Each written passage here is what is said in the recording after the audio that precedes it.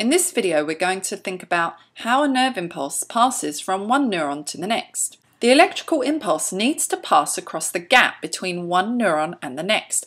Notice here that they're not actually touching, and it is that junction between one neuron and the next that we call a synapse. I've circled it here.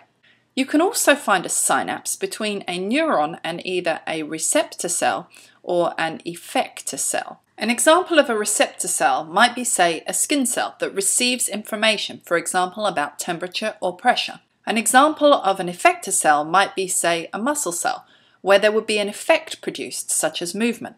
So how does the nerve impulse or action potential pass across the synapse? Let's look at the synapse. So first of all, we have the presynaptic neuron, and that's where the action potential is coming from. And then we have the postsynaptic neuron, and that's where the action potential is going to. And both of these are enclosed by a membrane, and that's the yellow line around them. The presynaptic neuron has these vesicles that are filled with a neurotransmitter, a chemical. And then we also have calcium ions present outside of the presynaptic membrane.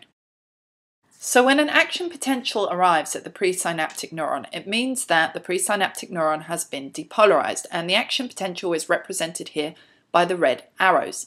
A sequence of events then begins, and the first of these is that calcium ions diffuse into the terminal buttons. This causes the vesicles containing the neurotransmitter, for example one is called acetylcholine, to move towards the plasma membrane of the presynaptic neuron and fuse with it.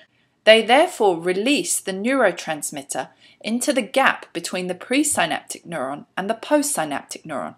We call this the synaptic cleft. The neurotransmitter diffuses across the synaptic cleft.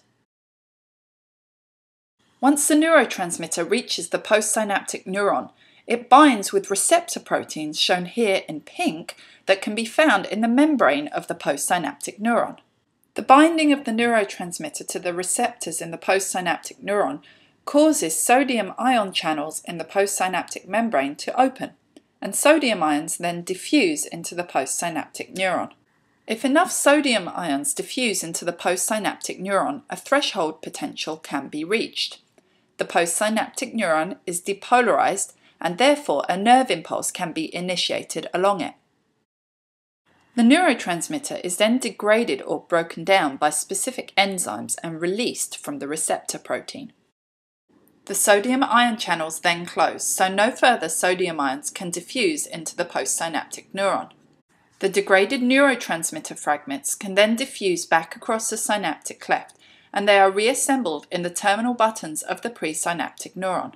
In this way, the neurotransmitter can be reused the next time a nerve impulse or action potential needs to be transmitted across a synapse.